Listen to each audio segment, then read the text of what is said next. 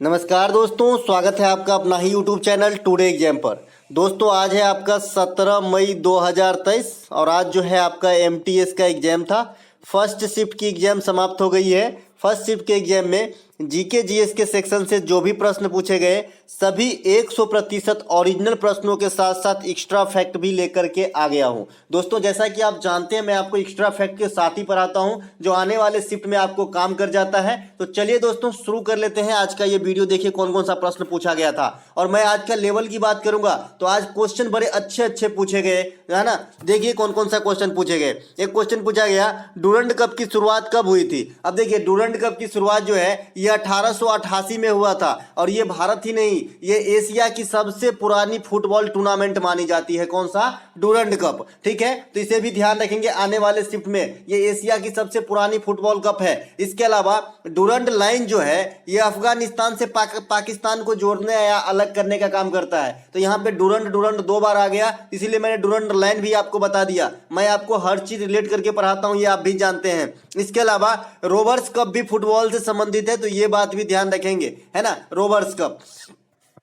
इसके अलावा one life is not enough पुस्तक के लेखक कौन है। ये पुस्तक आपसे पूछा गया है कि one life is not enough, तो इनके लेखक नटवर सिंह है। कौन है? नटवर सिंह जो है one life is not enough पुस्तक के लेखक है। ये कांग्रेसी नेता है आपका जो है कौन? नटवर सिंह कांग्रेस के नेता है, तो इन्हें भी ध्यान रखेंगे नटवर सिंह को। तो इनके द्वारा लिखा गया ये पुस्तक one life is not enough. अब इस फॉर्म में कुछ पुस्तक जो आपको नेता के द्वारा लिखा गया है ये आपके पूछे जाएंगे। जैसे मैंने सारे क्रिकेटर का आपका आत्मकथा बता दिया हूं, सभी पुरानी किताब बता दिया हूं, अरुंधति राय, विक्रम सेठ, किरण देसाई, झुंपा लाहिरी, आर.के. नारायण, है ना। ये सब की जो इंपॉर्टेंट पुस्तक है ये मैं आपको बता रखा हूं और वहीं से आ रहे हैं अगर आप ठीक से ध्यान दे तो। ठीक है, तो one life is not enough पुस्तक के लेखक जो है ये नटवर सिंह है। पहली बार नेता से आधारित प्रश्न पूछा गया है किताब के नाम पे। तो माई कंट्री माई लाइफ के लेखक कौन है? लाल कृष्ण आडवाणी है। लाल कृष्ण आडवाणी जो है ये माई कंट्री माई लाइफ के लेखक हैं। इसके अलावा a century is not enough, इस पुस्तक के लेखक हैं सौरव गांगुली जो क्रिकेटर है और भूतपूर्व बीसीसीआई के अध्यक्ष थे। वर्तमान में अगर आपसे कोई पूछे कि बीसीसीआई के अध्यक्ष कौन है तो रोजर बिन्नी जो है ये वर्तमान में बीसीसीआई के अध्यक्ष हैं। विंग्स ऑफ फायर के लेखक कौन है? अब्दुल कलाम साहब है, क्योंकि ये भी जो है अब्दुल कलाम साहब भी राष्ट्रपति रह चुके हैं, है ना, तो इनका भी आत्मकथा पूछा जा सकता है। इसके अलावा मैं 51 पोएम्स मेरी 51 कविताएं के लेखक कौन है? अटल बिहारी वाजपेयी साहब हैं। तो इन सभी बुकों को जो है आपको ध्यान रखना है क्योंकि आज नेता से पहली बार पूछा गया है और इस एमटीएस में ऐसा देखा जा रहा है कि जो चीज पूछा जाता है वो पूछे ही जाते हैं। जैसे कल तीनों शिफ्ट में आप बंगाल के खाड़ी में गिरने वाली नदियां पूछा गया, आज नहीं पूछा गया नदिया से, तो यही फर्क है ना। एक सेकेंड, अगला जो प्रश्न पूछा गया था आपका कि प्रतिवर्ष भारत में इंजीनियर डे कब किसके जन्मदिन पे सेलिब्रेट किया जाता है। देखिए अगर आपको याद हो मैं प्रैक्टिस सेट में इंजीनियरिंग डे, युवा डे, किसान डे, पराक्रम डे, विज्ञान डे, खेल डे, ये सभी बता दिया हूँ राष्ट्रीय स्तर पे। ठीक है, तो इंजीनियरिंग डे जो है ये मोक्षमुंडम विश्वेश्वरैया के द्वारा जो है मतलब इनके बर्थडे पे सेलिब्रेट किया जाता है प्रतिवर्ष। कब? 15 सितंबर को। ठीक है, और 15 सितंबर से जस्ट अगला दिन आएगा 16 सितंबर।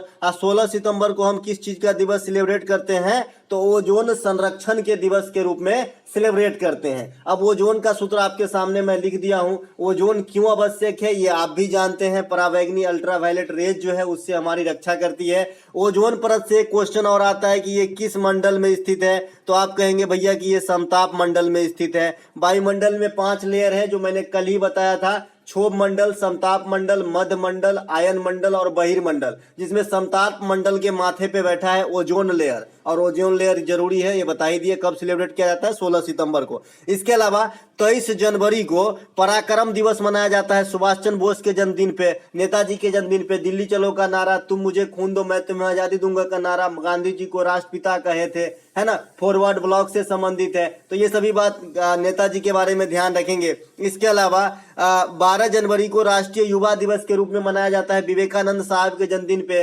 विवेकानंद साहब के गुरु कौन है? रामकृष्ण परमहंस, है ना। किस चीज का स्थापना किया था? तो रामकृष्ण मिशन का। कब किए थे? तो 1897 में बेलूर में। ये सभी बातों को ध्यान रखना। 1893 में शिकागो में ऐतिहासिक भाषण दिए थे, तो ये सभी बात जो है विवेकानंद साहब के बारे में याद रखना है। इसके अलावा 25 दिसंबर को सुशासन दिवस मनाया जाता है अटल बिहारी वाजपेयी साहब के जन्मदिन पे। अभी अभी मैंने इनके पुस्तक का नाम बताया 51 पोएम्स, माने मेरी 51 कविताएं। ठीक है, अटल बिहारी वाजपेयी साहब हमारे बीच नहीं है, ये हमारे देश के भूतपूर्व प्रधानमंत्री हैं, है ना।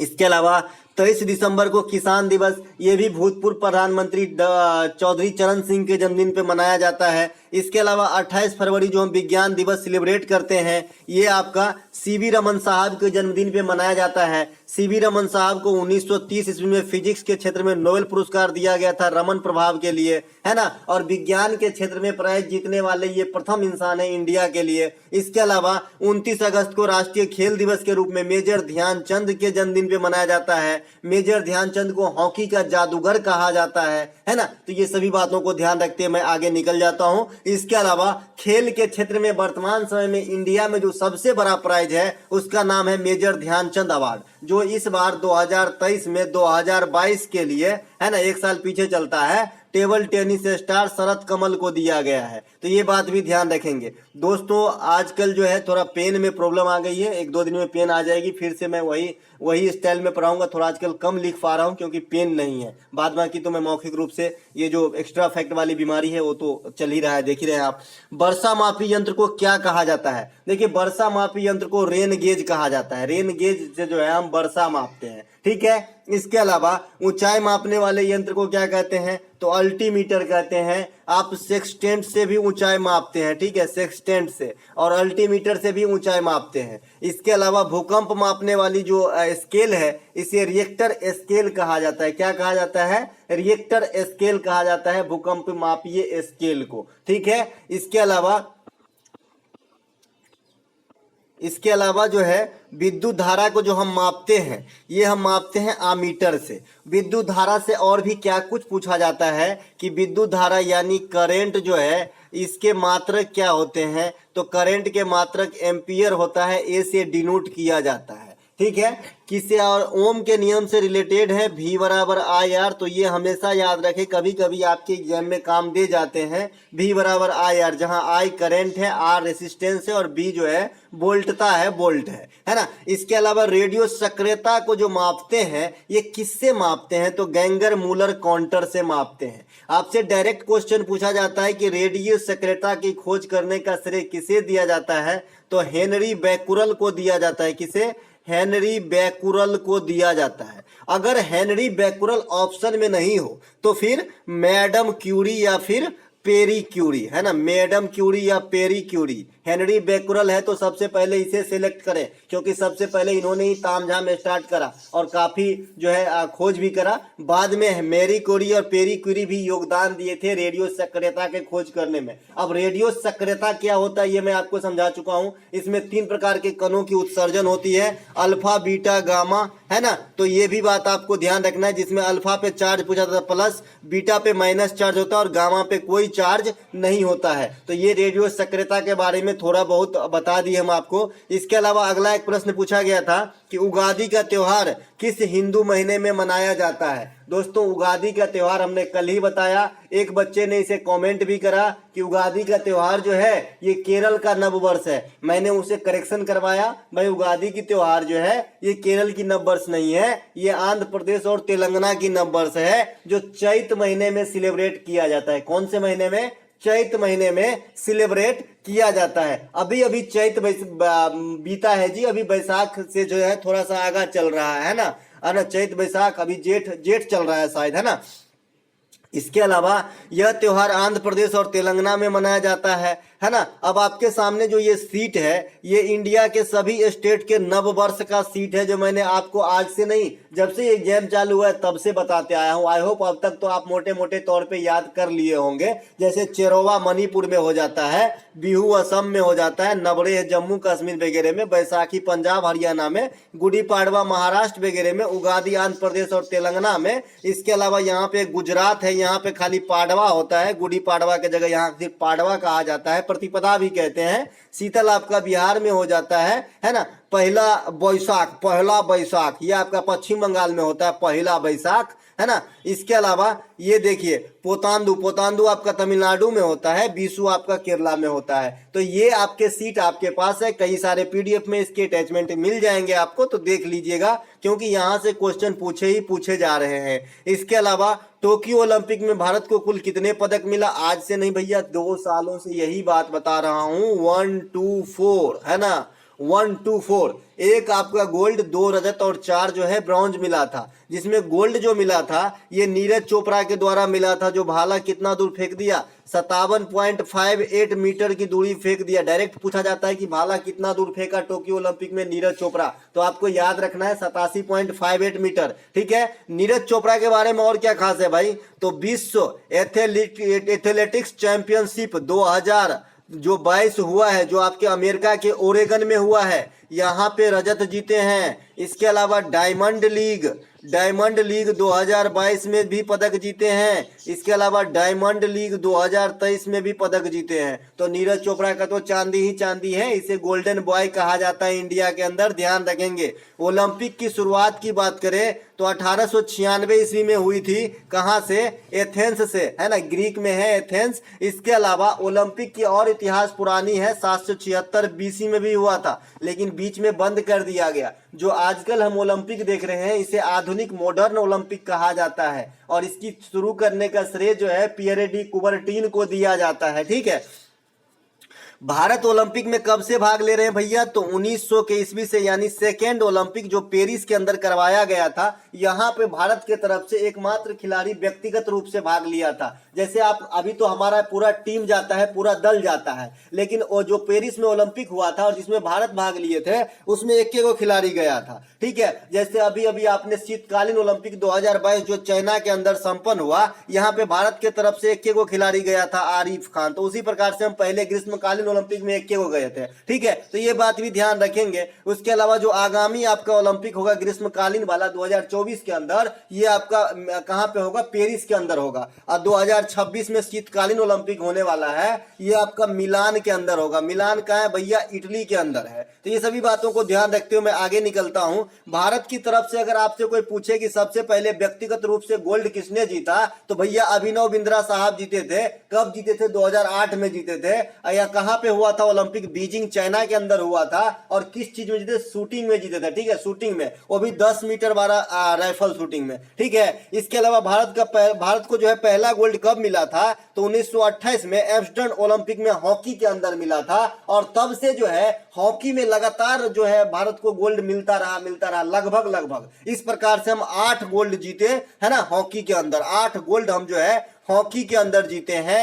1 गोल्ड जो है हमारा नीरज चोपड़ा के द्वारा जीता गया है, और 1 गोल्ड अभिनव बिंद्रा साहब के द्वारा। तो 8 + 1 + 1 तो हो गया आपका 10 गोल्ड। तो अब तक हम 10 गोल्ड जीते हैं। इसके अलावा पहल योजना किससे संबंधित है भैया? रिपीट किया गया प्रश्न है पहल योजना। आपके ऑप्शन में दिया गया था एलपीजी सब्सिडी, है ना, और भी कुछ कर के दर में छूट, इस प्रकार से। तो पहल योजना जो है ये आपका एलपीजी सब्सिडी से संबंधित है। इस योजना को 2013 में पेट्रोलियम एवं प्राकृतिक गैस मंत्रालय के द्वारा लाया गया था। उज्ज्वला योजना भी एलपीजी से ही संबंधित है, लेकिन ये कनेक्शन बांटने से संबंधित है। जो बीपीएल के अंडर महिलाएं आती है उनको फ्री में एलपीजी कनेक्शन देना है। तो ये है आपका उज्ज्वला योजना। और पहल योजना जो है सब्सिडी से संबंधित। सब्सिडी समझते हैं ना, कि आपने सिलेंडर खरीदा, उसमें जो कुछ जो सब्सिडी सरकार जो तय किया है वो आपके बैंक अकाउंट में वापस चला जाएगा सिलेंडर लेने के बाद, है ना। इसके अलावा मोतीलाल नेहरू और चित्तरंजन दास ने किस आंदोलन के बाद जो है वकालत छोड़ दिया था? देखिए काफी अच्छा क्वेश्चन है ये। मैं आपको पहले से बताते आया हूं कि असहयोग आंदोलन के लिए ये दोनों जो हैं काफी जो है मतलब एक्टिव रहे थे असहयोग आंदोलन में। और असहयोग आंदोलन में मैं एक बात और आपको बताया हूं कि इंडिया में एकमात्र ऐसा आंदोलन है जिसमें हर समुदाय, हर धर्म के लोग जो है भाग लिए थे। क्योंकि आप जानते हैं कि उस समय प्रथम विश्व युद्ध चला था 14 से 18, और इसमें जो है हम ब्रिटेन के तरफ से लड़े थे, और किए गए वादा से मुकरने के कारण सबका मन जो है छिन्न था। तो इसीलिए असहयोग आंदोलन में लगभग सभी आदमी भाग लिए थे। ठीक है, इसके अलावा असहयोग आंदोलन चलाने का श्रेय किसको दिया जाता है? तो ये आपका एमके गांधी साहब, महात्मा गांधी साहब को दिए जाते हैं। और ये महात्मा गांधी साहब का इंडिया में जो बड़का मूवमेंट है इसमें तीसरा क्रमांक का यह था। तो पहला क्रमांक का कौन था भाई, सवाल तो ये है। तो 1917 में चंपारण सत्याग्रह, दक्षिण अफ्रीका से जब 15 में लौटे थे 9 जनवरी को, और 9 जनवरी को जो लौटे थे उस दिन हम प्रवासी दिवस मना लेते हैं। हर पॉइंट पे क्वेश्चन है जी, पढ़ाई में इंटरेस्ट तो लेके देखिए, आपको एकदम जो है हर वक्त मद मस्त रखेगा, और इससे जब बढ़िया मजा और किसी चीज में नहीं आती है मेरे ख्याल से। ठीक है, 1917 में चंपारण सत्याग्रह हुआ था। उसके अलावा 1918 में आपका खेरा सत्याग्रह हुआ है ना। 1919 में आपका जो है रॉलेट एक्ट भी हो जाता है, जालियांवाला बाग हत्याकांड हो जाता है, 20 में असहयोग आंदोलन हो जाता है ना। तो इस प्रकार से आपको ध्यान रखना है। तो 1900 मैं कहा था गांधी जी के आंदोलन पे थे। तो 1917 में प्रथम चंपारण सत्याग्रह, 1918 में आपका आगे किसमें क्या खेरा आंदोलन, 1919 में जो है आपका जो रॉलेट एक्ट था इसके विरुद्ध भी गांधी जी थे, है ना। इसके अलावा 1920 में असहयोग आंदोलन चलाए, है ना। तो इस असहयोग आंदोलन के कारण ही मोतीलाल नेहरू और चित्तरंजन दास अपना घर द्वार, अपना वकालत, अपना पेशा सब कुछ छोड़ के तन मन धन से इसका जो है साथ दिए थे। तो बताइएगा आप लोग कि असहयोग आंदोलन डायरेक्ट ऑप्शन में था या नहीं था। ठीक है, इसके अलावा क्योंकि असहयोग आंदोलन अगर ऑप्शन में नहीं होगा तो इसका और इलाज है कि कब हुए थे, तो किसके बाद भैया, तो चौरा चौरी हत्याकांड के बाद। मतलब ये भी कुछ ऐसा रिलेशन में हो सकता है कि जिसके कारण जो है चौरा चौरी हत्याकांड के कारण जो आंदोलन बंद किया गया उस आंदोलन के बाद, या फिर कोई भी लैंग्वेज, तो कई रूप से आपसे पूछा जा सकता है। तो बताइएगा कि डायरेक्ट था कि नहीं। इसके अलावा असहयोग आंदोलन के जो है चालू किया गया था 1920 में, ये तो बता ही दिए हैं, और 1922 में इसे बंद कर दिया गया, जो कल पूछा गया था कि भाई चौरा चौरी हत्याकांड कब हुआ है। इसके अलावा जब असहयोग आंदोलन बंद हो जाता है ना, तो मोतीलाल नेहरू और चित्तरंजन दास साहब जो है क्षुब्ध हो जाते हैं। ये नहीं चाहते हैं कि बंद हो, लेकिन गांधी जी अहिंसा मार्ग पे चलने वाले थे, और चौरा चौरी हत्याकांड में जो है कुछ आदमी की मर्डर हो जाती है, खास करके अंग्रेज की। तो ये क्षुब्ध होकर जो है असहयोग आंदोलन वापस लेने का निर्णय लेता है। इसी घटना से जो है इधर तकलीफ हो जाते हैं कि इनको, चित्तरंजन दास साहब और मोतीलाल नेहरू साहब को, इन्होंने एक अलग पार्टी बना लिए थे, स्वराज पार्टी। ये भी आपसे पूछा जाता है। तो स्वराज पार्टी का गठन कब हुआ, 1923 में। और सीएचएसएल में क्वेश्चन पूछा गया कि स्वराज पार्टी के बनने समय उसकी अध्यक्षता किसके हाथ में थी, तो आप लोग बताएंगे चित्तरंजन दास के हाथ में। मोतीलाल नेहरू साहब जो है सहयोगी जरूर थे, लेकिन अध्यक्षता पोस्ट नहीं संभाले थे। इसके अलावा मेलोडी क्वीन किसे कहा जाता है, ये आप सभी जानते हैं, स्वर कोकिला, मेलोडी क्वीन लता मंगेशकर को इंडिया में कहा जाता है, जो हमारे बीच नहीं है ना। 2001 में इन्हें बिस्मिल्लाह खां के साथ जो है भारत रत्न से नवाजा गया था। तो ये बात भी ध्यान रखेंगे। और एक बात, लता मंगेशकर को जो है सबसे इनके नाम पे एक अवार्ड भी रहता है, लता दीनानाथ मंगेशकर अवार्ड। तो सबसे पहले नरेंद्र मोदी साहब को लता दीनानाथ मंगेशकर अवार्ड दिया गया। इसके अलावा जो दूसरा अवार्ड है ये आशा भोसले को दिया जाएगा। ठीक है, इसके अलावा निम्नलिखित में से कौन सा अनुच्छेद शिक्षा से संबंधित है। देखिए वहां पे कोई पार्टिकुलर एक अनुच्छेद नहीं दिया गया था कि आप सीधे टिक कर देंगे। ठीक है, आपको रेंज में दिया गया था 21 से 23, 20 से 24, 25 से 27, इस प्रकार से रेंज में दिया गया था। एग्जामिनर बहुत चालाक है, बहुत दिमाग लगाता है। तो शिक्षा का जो अधिकार है ये आर्टिकल 21 के ए में है। तो स्वाभाविक सी बात है कि पहले जड़ होगा तब न उसका जो है मतलब तना होगा। तो पहले 21 आया होगा तब न 21 का ए आया होगा। तो इसका मतलब 21 से जो नजदीकी यानी 22 होता तो बहुत अच्छा होता, लेकिन ऑप्शन में 21 से 23 था, तो 21 से 23 वाला आपका राइट आंसर हो जाएगा। ठीक है, शिक्षा का अधिकार भारतीय संविधान के अंतर्गत जो 6 से 14 वर्ष का बच्चा है ओकरा लिए निःशुल्क शिक्षा लेने का अधिकार मुहैया कराता है। और ये किस आर्टिकल में रखा गया है, आर्टिकल 21 के ए में रखा गया, जहां पे अभी मैं यहाँ पे जहां अंडरलाइन किया हूं देखिए लिखा है, शिक्षा के अधिकार को 86वां संविधान संशोधन 2002 के द्वारा लाया गया था और आर्टिकल 21 के ए में रखा गया है। और जो मौलिक कर्तव्य है ना भैया, इस प्रकार का एक मौलिक कर्तव्य भी है पेरेंट्स के लिए, तो ये आर्टिकल 51 के ए में रखा गया है। तो बहुत जरूरी होता है कि मौलिक अधिकार और मौलिक कर्तव्य में आप लोग जो है थोड़ा सा फर्क समझे। इसके अलावा इस अधिकार का बता ही दिए। इसके अलावा शिक्षा किस विषय का मतलब किस भाग का पार्ट है भाई, तो समवर्ती सूची का पार्ट है शिक्षा। अगर आपसे पूछे कि सबसे ज्यादा विषय किस सूची में है, तो संघ सूची में 100 विषय है और सबसे कम समवर्ती सूची में है। तो ये बात भी ध्यान रखेंगे। समवर्ती सूची का प्रावधान जो है ऑस्ट्रेलिया के संविधान से लिया गया है और संघ की व्यवस्था जो है ये लिया गया है कनाडा के संविधान से, ठीक है। इसके अलावा राष्ट्रकूट वंश के संस्थापक आपसे पूछ लिया गया है, तो भैया दंती दुर्गा है ना। इस वंश के सबसे महान शासक जो माना जाता है ये श्री कृष्ण प्रथम को माना जाता है, जिन्होंने अजंता और एलोरा के गुफाओं को संरक्षण प्रदान करवाया था। इसके अलावा राष्ट्रकूट वंश की राजधानी आपसे पूछा जाता है तो मान्य खेत होता है, मान्य खेत या मान्य खेत, यहाँ मानी खेत लिखा गया है जो बिल्कुल गलत है। इस प्रकार से लिखिए, है ना, मान्य खेत लिखिए, है ना, नौ संयोग, है ना। मान्यवर समझे होंगे ना, एक मान्यवर होता है दूल्हा सबका जो कपड़ा बिकता है मान्यवर, वह वाला मान्य खेत है ये, ठीक है। इसके अलावा भारत की सीमा अफगानिस्तान और पाकिस्तान से किस दिशा के तरफ से लगती है आपसे पूछा गया है, तो मैं इसमें क्या ही बताऊं, बताइए। पश्चिम दिशा से लगेगा पाकिस्तान, है ना। और अगर अलग अलग दिया होगा तो पश्चिम दिशा में देखिए आपके सामने नक्शा है, ये रहा, ये जो देखिए ना कैसा दिख रहा है शेप, आप लोग खुद ही इसका शेप जज कर लेंगे। ये देखिए ये हरा वाला, तो ये आपका पाकिस्तान है, तो ये आपका पश्चिम में लग जाता है। अफगानिस्तान जो है हमारा यहाँ पे थोरकू सा लगता है एकदम जो है पीओके वाला भूमि के पास, है ना। तो ये उत्तर पश्चिम भी हो सकता है अफगानिस्तान के लिए अगर अलग से लिखा गया होगा, है ना। पाकिस्तान तो हम सीधे सीधे कह देंगे कि भाई सीधे पश्चिम में है, लेकिन अफगानिस्तान को हम उत्तर पश्चिम में कह सकते हैं। तो अगर खाली पश्चिमी, उत्तरी, दक्षिणी या पूर्वी होगा तो पश्चिमी मारना पड़ेगा इस क्वेश्चन के लिए, ठीक है। चलते हैं आगे।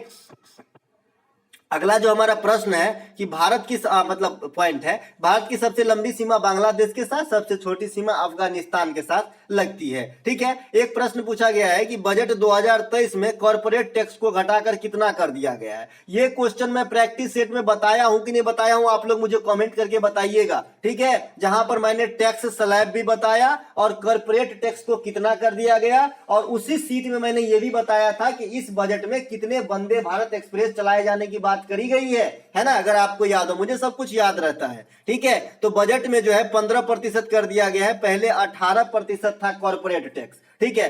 इसके अलावा भारत में सबसे अधिक बजट पेश करने वाली जो सबसे अधिक बार जो है ये आपका मोरारजी देसाई साहब हैं। इसके अलावा वार्षिक वित्तीय विवरण यानी बजट का जो, बजट की तो कहना गलत होगा संविधान के हिसाब से, इसे वार्षिक वित्तीय विवरण कहिए, इसका जिक्र आर्टिकल 112 में है। इसके अलावा प्राचीन काल में किस भाग को कलिंगा कहा जाता है, इससे इजी क्वेश्चन तो मेरे हिसाब से दुनिया में नहीं होती होगी। तो कलिंगा जो है उड़ीसा को कहा जाता है। कलिंग के नरेश जो है खारवेल थे, और खारवेल की राजधानी आपसे पूछा जाता है तो तोसली था। हाथी गुम्फा अभिलेख का आपने नाम सुना होगा, हाथी गुम्फा अभिलेख, गुफा नहीं है ये, गुम्फा ही है, अभिलेख है। तो इसके जो मतलब संरक्षक थे ये कलिंग नरेश जो है खारवेली है। कलिंग युद्ध जो है 261 बीसी में अशोक के साथ हुआ था, इसमें अशोक की विजय हो गई थी, और इसमें जो मारकाट हुआ ना, जो जाने गई, इससे अशोक का आत्मा परिवर्तन हो गया और धम्म को अपना लिया, धम्म मतलब धर्म को अपना लिया, बौद्ध धर्म को अपना लिया, उपगुप्त से बौद्ध धर्म की दीक्षा ले ली, ठीक है।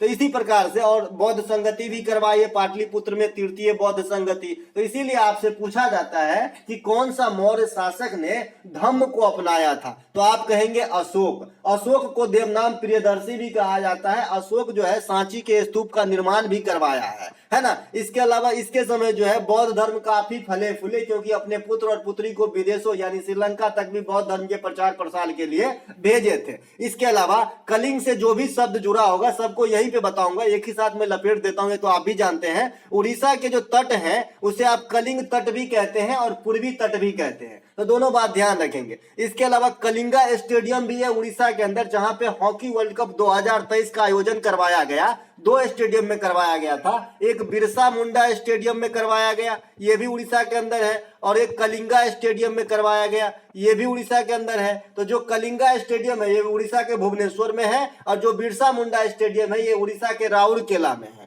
ठीक है। यहीं पे हॉकी वर्ल्ड कप 2023 हुआ जहां पे जर्मनी विजयी बना था। तो ये बात भी करेंट सेक्शन से ध्यान रख लेना किसी कोने में।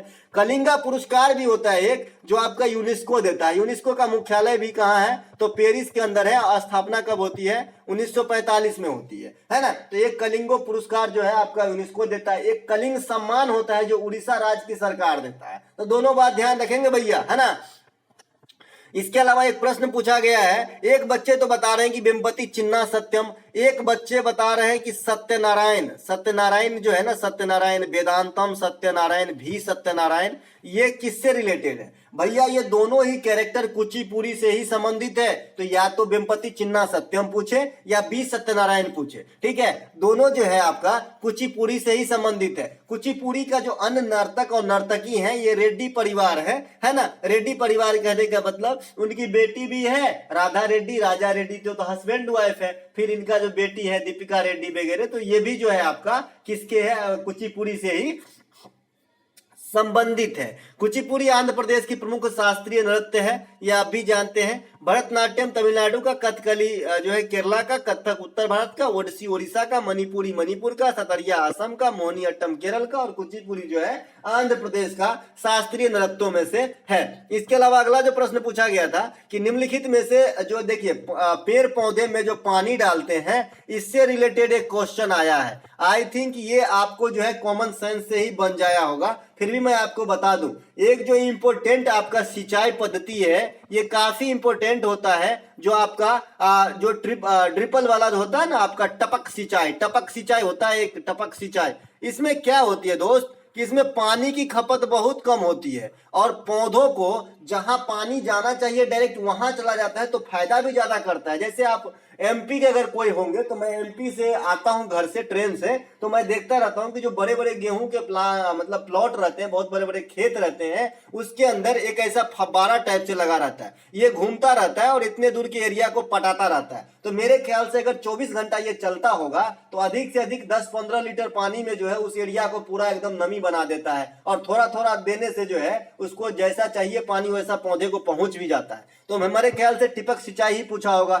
है ना। आप लोग बताइएगा कि सिंचाई वाला क्वेश्चन क्या था। इसके अलावा जनगणना 2011 में सबसे अधिक घनत्व पूछा गया है तो बिहार का है। आपके सामने ये सीट भी है जनगणना के बारे में, देख सकते हैं आप। इसमें सबसे अधिक घनत्व बिहार का है, सबसे कम घनत्व कहेंगे ना जनगणना में तो अरुणाचल प्रदेश का हो जाएगा सबसे कम घनत्व, यहाँ पर देखिए। लेकिन एक चीज अगर आपको याद हो कि मैं बताया हूं कि ऊपर में लिख दे कि निम्नलिखित में से किसकी जनसंख्या घनत्व यानी डेंसिटी सबसे अधिक है, और खाली केंद्र शासित प्रदेश और राज्य ऊपर में मेंशन न किया हो और नीचे में अगर दिल्ली भी ऑप्शन में हो भैया तो दिल्ली ही मार के आना, क्योंकि आपसे ये तो नहीं बोला गया था कि भाई केंद्र शासित प्रदेश को मत टोकना, है ना। हम तो ये बोल रहे हैं कि इंडिया में जो जगह है उसमें सबसे अधिक जनसंख्या घनत्व यानी डेंसिटी कहाँ है, और ऑप्शन में बिहार भी है और दिल्ली भी है, तो आपको दिल्ली को टिक करना पड़ेगा। लेकिन अगर ऐसा लिखा है कि किस राज्य की जनसंख्या घनत्व सबसे अधिक है तो बिहार को टिक करना पड़ेगा। आई होप आप समझ गए मैं क्या कहना चाह रहा हूं, राइट। इसके अलावा भारत में जो लिंगानुपात है ये 382 लिंगानुपात कहाँ गया भाई, 943 है, इतना कम हो जाएगा तो अन्याय हो जाएगा। इसके अलावा जनसंख्या घनत्व 382 है। ओवरऑल जो लिटरेसी रेट है 74.04 है। दशकीय वृद्धि की बात करेंगे 17.64 है। तो ये सभी बात कुछ ध्यान रखेंगे। इसके अलावा फर्टिलिटी रेट आपसे पूछा गया था तो 2.2 है 11 के अनुसार, और 2001 में फर्टिलिटी रेट जो है 2.5 था। तो ये सभी बातों को ध्यान रखेंगे। तो आज के फर्स्ट शिफ्ट में हमको जो है 25 में से 23 या 22 क्वेश्चन मिल गए हैं, तो जो एक दो छूट गया वो मिलेगा तो मैं अगले शिफ्ट में इंक्लूड कर दूंगा। और अगर आपको पीडीएफ चाहिए तो हमारा Telegram channel today exam join कर लीजिएगा। वहां पे आपको निःशुल्क, कोई पैसा नहीं, कोई कौड़ी नहीं, डायरेक्ट पीडीएफ वो आपको मिल जाता है। और जो बच्चे सीजीएल के प्रैक्टिस सेट के लिए बात कर रहे हैं तो कोशिश हम करेंगे कि आज से ही स्टार्ट कर दें। देखिए अगर टाइम बच पाए तो आज से ही कर देंगे, नहीं तो 1-2 दिन में तो सीजीएल की प्रैक्टिस सेट लगातार आएगी ही। जिस प्रकार से हमने आपको एमटीएस में तैयारी करवाया, और जो बच्चे एमटीएस की प्रैक्टिस सेट अटेंड कर रहे थे वो उनको फायदा जरूर पता होगा कि क्या होता है, तो इसी हिसाब से सीजीएल में भी करवाऊंगा। तो बने रहें, मिलेंगे एक नए वीडियो में, तब तक के लिए जय हिंद।